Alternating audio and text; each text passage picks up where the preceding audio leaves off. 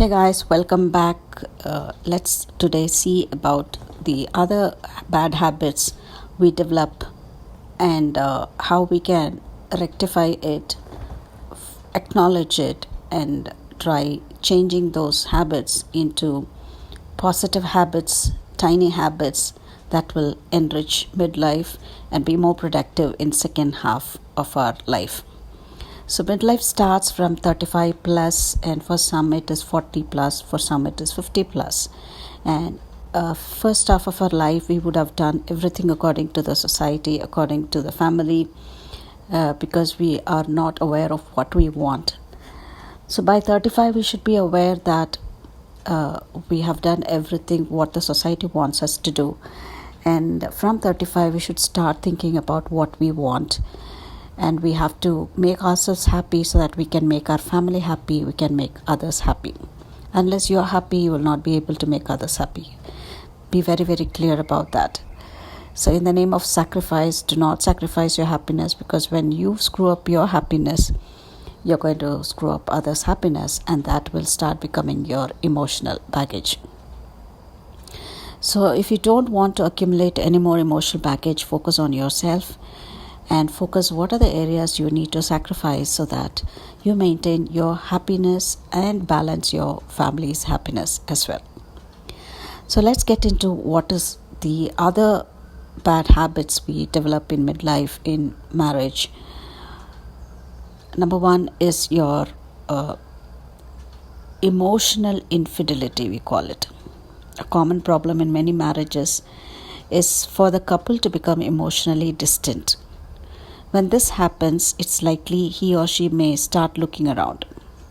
Emotional infidelity can lead to adultery, and cheating is destructive of a marriage. It's important for every couple to discuss and agree on what constitutes infidelity. So make sure that emotionally you connect with your partner. Sit and spend some time together, even watching television or sitting and having dinner or sitting chit-chatting and finding out what each other's high values are and helping each other to live their life emotionally well. So when two people live together, we need to emotionally connect, find a common ground, and sit and talk or sit some time sitting together. The next one is fighting about money. Disagreements about money are inevitable in a marriage. One spouse may want to save while the other wants to spend. Disagreement about money usually reflect different core values. To avoid these problems, it's important to discuss and agree how to handle finances. Here, there's one more important point I want to share. Most of the midlife women I'm speaking to are not earning their own money. If you really want to be happy, women have to start earning financial freedom. That gives you a lot of self-esteem and self-respect.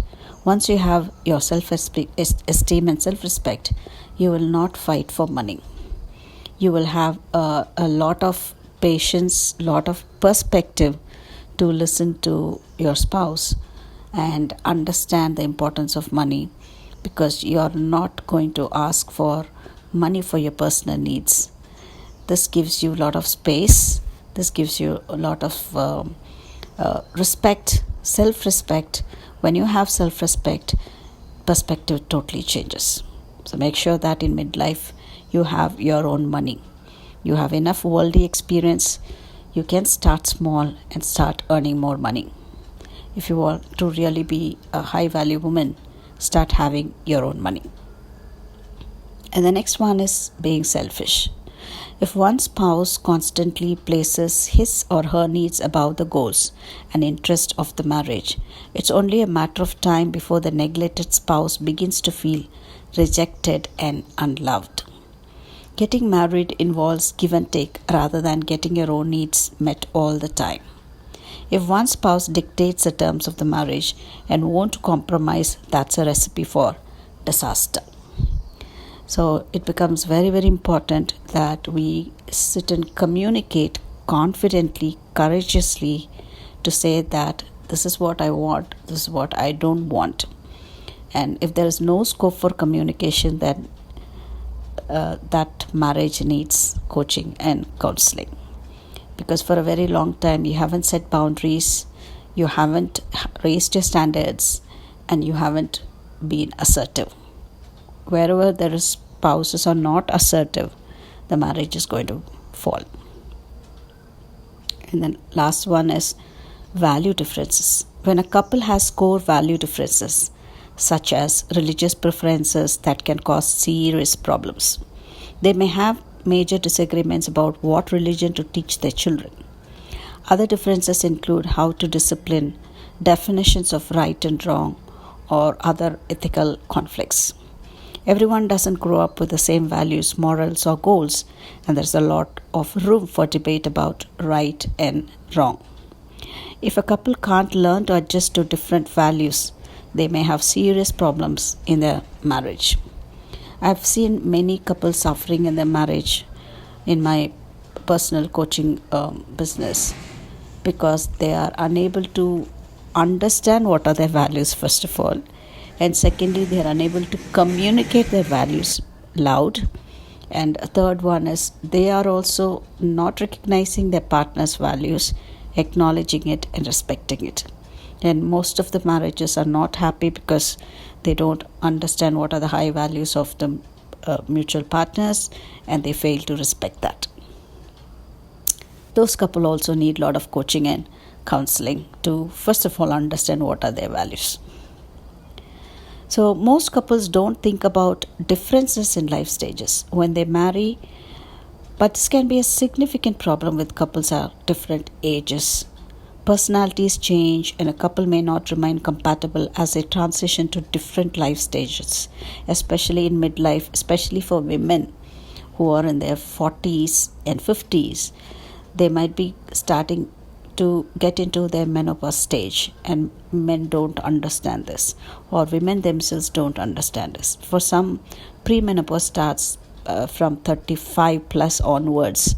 So the woman does not understand that most of her behavior is because of her menopausal symptoms, and she starts blaming herself. She becomes so restless, and she has a lot of mood swings which the family fail to acknowledge because the woman herself is not aware that those are premenopausal symptoms.